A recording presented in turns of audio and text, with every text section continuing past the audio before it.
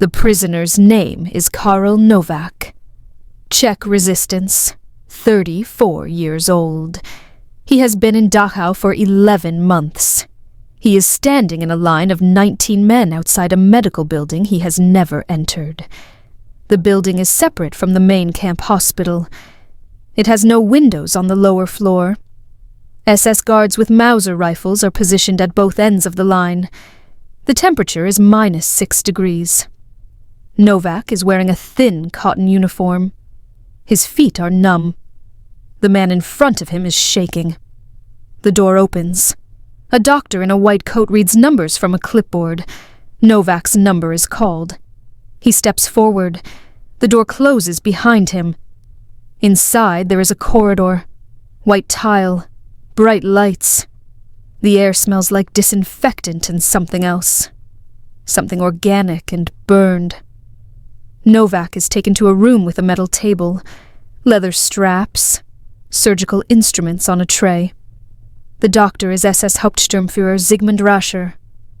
He is 34 years old. He has been conducting high-altitude and hypothermia experiments at Dachau since 1942. He does not look at Novak's face. He checks his chest, his pulse, his reflexes. He writes notes on a chart. He tells Novak to remove his uniform. Novak obeys. Rascher measures his height and weight. He listens to his lungs. He injects something into Novak's upper arm. The liquid burns. Novak is told to dress. He is told to return to his barracks. He is told he will be called again. Novak does not know what was injected. His arm swells within 3 hours. The skin around the injection site turns dark red. By evening, the swelling has spread to his shoulder. He hides it during roll call. If the guards see infection, they select you for the infirmary. The infirmary kills more prisoners than disease. Novak wraps the arm in cloth torn from his blanket. He works his shift at the gravel pit. He carries stones. He does not speak. On the 4th day, his number is called again. This time, there are 12 prisoners. They are taken to a different room. It is larger. There are metal chairs bolted to the floor, restraints on the armrests. Rascher is there with 2 assistants. One assistant is holding a clipboard. The other is operating a large metal chamber in the corner. The chamber has a round window, a pressure gauge, pipes running to a compressor. Novak is told to sit. The restraints are fastened. Rascher explains nothing. The chamber door is opened. Novak is moved inside. The door seals. He can see Rascher through the window. Rascher nods to the assistant. The compressor starts. The pressure drops. Novak's ears pop. His vision narrows. His chest tightens. He cannot get enough air. He tries to breathe deeper, but his lungs will not fill. His head is pounding. He can feel his heartbeat in his skull. The assistant is watching the gauge. Rascher is writing. Novak's vision goes gray at the edges. He slumps forward. The restraints hold him upright. The compressor stops. The pressure equalizes. Air floods back in. Novak gasps. His chest burns. The chamber door opens. He is dragged out. His legs do not work. He is laid on the floor. Rascher checks his pulse. He shines a light in Novak's eyes. He writes more notes. Novak is returned to his barracks. He cannot stand without help. His vision does not clear for 6 hours. The tests continue through January. Pressure chamber. Ice water immersion. Injection series. Novak is submerged in water at 2 degrees Celsius. Electrodes are attached to his chest. His core temperature is monitored. He is pulled out when his heart rate becomes erratic. He is rewarmed with heat lamps. The process is repeated with different rewarming methods. Hot water, radiant heat, body heat from another prisoner. Rascher is testing survival protocols for Luftwaffe pilots shot down over the North Sea. The prisoners are the test subjects, because there is no shortage and no consequence for failure. February 9th, 1943. Novak is taken to a new facility. It is outside the main camp, a concrete building with reinforced walls. Inside there is a firing range, wooden targets, sandbag barriers, metal plates mounted on frames. 3 Wehrmacht officers are present. They are not doctors. They are ordnance specialists. One is holding a rifle with an oversized suppressor. Another is holding a submachine gun Novak does not recognize. The third is taking measurements with calipers and a notebook. Novak is told to stand behind a sandbag wall. The wall is 1 meter high. He is told not to move. The officer with the rifle fires at a target 15 meters away. The sound is muffled, almost silent. The bullet punches through the target and embeds in the wall behind it. The officer writes something down. Novak is moved. He is placed behind a steel plate. The plate is 10 millimeters thick. The officer fires from 20 meters. The bullet does not penetrate, but the impact is loud. The plate rings like a bell. Novak's ears are ringing. The officer moves to 10 meters. He fires again. The plate holds, but a fragment of metal spalls off the back edge and cuts Novak's forearm. Blood runs to his wrist. No one reacts.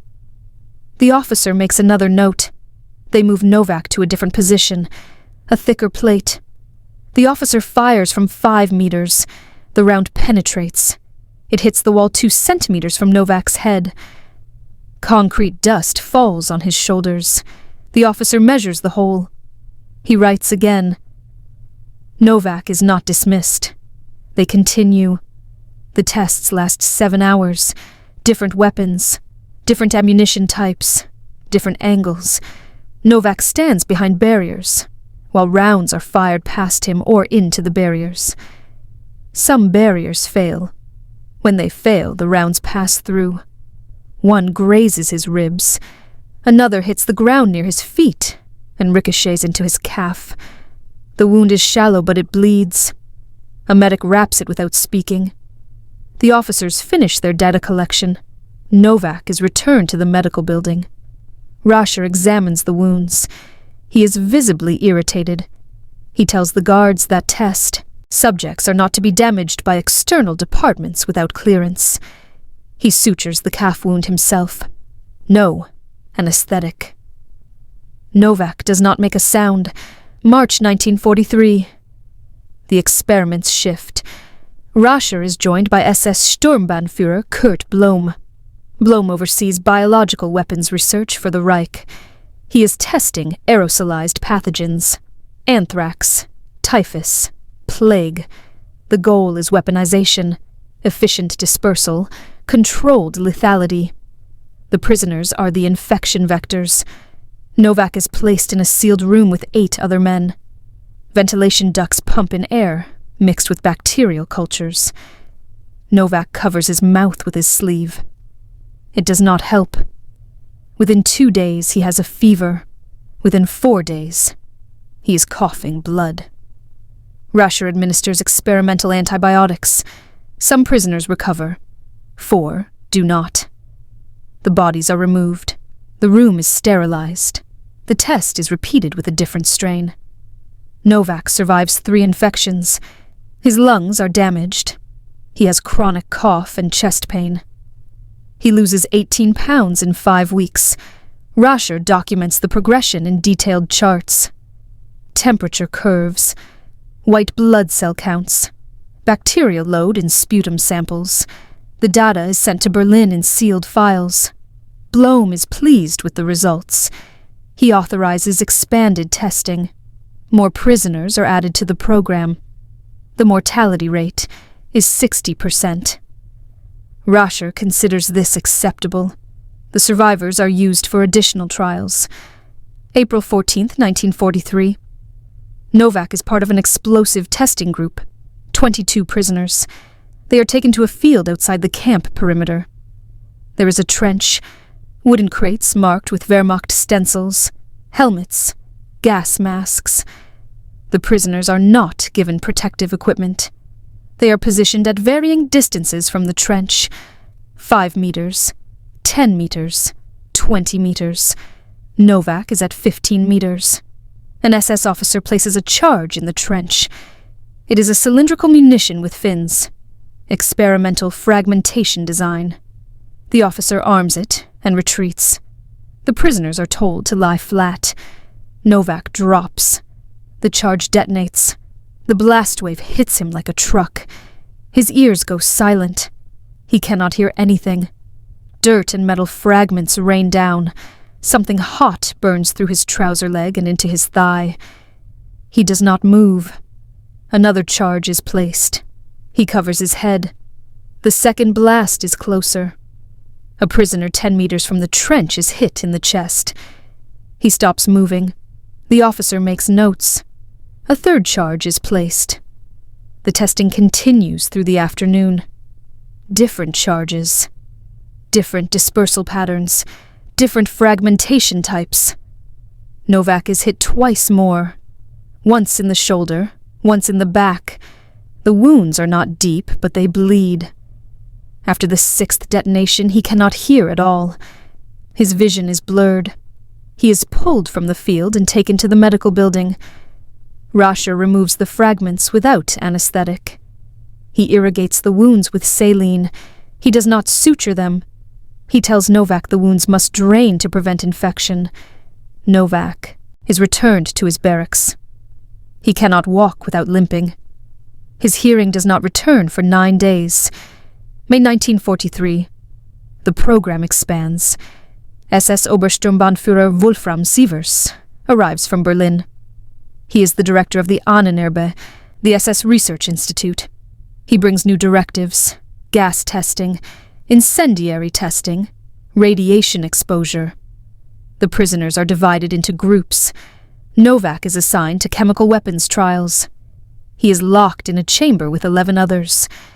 A canister is placed in the center of the room. The canister hisses. Yellow-green vapor spreads. Novak holds his breath. His eyes burn immediately. His lungs scream for air. He breathes. The gas tastes like metal and chlorine. His throat closes. He cannot breathe. He collapses. He is dragged out after 90 seconds. A medic injects atropine. Novak vomits. He survives. 3 prisoners do not. Sievers reviews the results. He orders the concentration increased. The chemical tests continue through June. Mustard gas, phosgene, sarin. Novak is exposed to sublethal doses 6 times. His lungs are destroyed. He coughs constantly. Blood in every breath. Rascher gives him morphine to suppress the cough. The morphine makes him sluggish. He is removed from labor duty. He is kept in the medical building. He is used for injection trials. New vaccines, new toxins, new compounds with no names. Just alphanumeric codes written on vials. His veins collapse from repeated injections. The doctors switch to intramuscular, then subcutaneous. His arms and legs are covered in puncture marks. July 18th, 1943. Novak is taken to the pressure chamber again. This time, the test is different. He is restrained inside the chamber. The pressure drops faster. Much faster. His ears rupture. Blood runs from his nose. His vision goes black. He loses consciousness. When he wakes, he is on the floor outside the chamber. Rascher is standing over him. Rascher tells an assistant that the subject survived rapid decompression at simulated altitude of 14,000 meters. The assistant writes this down. Novak cannot hear what they are saying. His eardrums are ruptured. He can only see their mouths moving. August 1943. The Allied bombing increases. Munich is hit repeatedly. Dachau is not targeted, but the camp goes on alert. Blackout protocols. Air raid drills. The experimental program does not stop. Rascher is under pressure to deliver results. Berlin wants data on cold water survival, on gas exposure limits, on blast resistance, on infection, mortality curves. Rascher accelerates the testing. More prisoners, More trials, less recovery time between exposures. The mortality rate climbs. Novak is used in 4 trials in 2 weeks. He is injected with tetanus, exposed to phosgene, submerged in ice water, placed behind a blast shield during munitions testing. He survives all 4. Rascher notes that this subject shows unusual resilience. He is marked for long-term observation. September 1943. Novak is moved to an isolation cell in the medical building. He is not returned to the barracks. He is kept under constant supervision. His vital signs are monitored every 6 hours. Blood is drawn daily. Urine samples, stool samples, tissue biopsies. Rascher is trying to determine why Novak has survived when most subjects do not. He examines Novak's medical history, his nutrition, his immune response. He finds no clear explanation. He continues testing. Novak is injected with increasing doses of bacterial cultures. His body fights them off. Slowly, painfully. But he survives. Rascher is fascinated. He writes a report. He recommends Novak be preserved for further study. October 1943. The program is visited by SS Obergruppenführer Oswald Pohl. Pohl oversees the concentration camp system. He tours the medical building. He reviews the data. He asks Rascher about practical applications. Rascher explains the findings. Cold water survival protocols for downed pilots. Gas mask seal integrity. Protective equipment failure points. Blast injury treatment. Pohl approves continued funding. He orders the results compiled and sent to Wehrmacht Medical Command. He does not ask about the prisoners. He does not look at them. November 1943. Rascher is arrested by the SS, not for the experiments, for falsifying documents related to his children. He is imprisoned. The program continues without him. SS Hauptsturmführer Wilhelm Beigelböck takes over. Beigelböck is testing seawater potability. He forces prisoners to drink only seawater for extended periods. Novak is part of this trial. He drinks seawater for 11 days. His kidneys begin to fail. His electrolytes collapse. He hallucinates. On the 12th day, he is given fresh water. His kidneys recover partially. Beigelböck notes the recovery time. He repeats the trial with a different group. December 1943. The records are incomplete. Many files are missing. Some trials are documented only in fragments, prisoner numbers, dates, brief notes on outcomes, no names, no detailed procedures, just data points. Novak appears in several fragmentary records through early 1944. His number is listed. His condition is noted as deteriorating. No further details. March 1944. The Red Army is advancing from the east. The Western Allies are bombing German cities daily. The SS begins destroying evidence. Files are burned. Equipment is dismantled. Prisoners are transferred or liquidated. Novak is on a transport list dated March 22nd, 1944. Destination unknown. The list is one of the last documents from the program. After that, there is nothing. No record of arrival. No record of death. Just a number and a date. Dachau was liberated April 29th, 1945. American troops find the medical building. Most records are gone. A few files remain. Partial data. Incomplete charts. Photographs of equipment. No prisoner names. Just numbers. The Americans collect what they can. The evidence is used at Nuremberg. Rascher is already dead. Executed by the SS in 1945. Beigelböck is tried. He is convicted. He serves a partial sentence. He is released in 1952. He practices medicine in West Germany until his death in 1963. Blom is tried. He is acquitted. He works for the U.S. Army Chemical Corps under Operation Paperclip. Sievers is tried. He is hanged in 1948. Novak's fate is unknown. His number appears in one American military intelligence report, dated June 1945. The report notes that records from Block X at Dachau indicate at least 180 prisoners died during medical experiments between 1942 and 1944. The actual number is likely higher. Many deaths were not recorded. Many prisoners were never identified. Novak's number is on a list of unaccounted subjects. There is no death certificate, no witness testimony, no grave. The experimental data was absorbed into Cold War military research. Both American and Soviet programs used the findings. Hypothermia survival protocols, gas exposure limits, blast injury treatment, pressure trauma thresholds. The ethical implications were not addressed until decades later. The data itself remains classified in several national archives. Parts of it are still referenced in military medical literature, without attribution to its source. Karel Novak's name appears in no memorial. His family in Czechoslovakia never learned what happened to him. He was reported missing in 1942, presumed dead in 1945. His name is not on any monument at Dachau.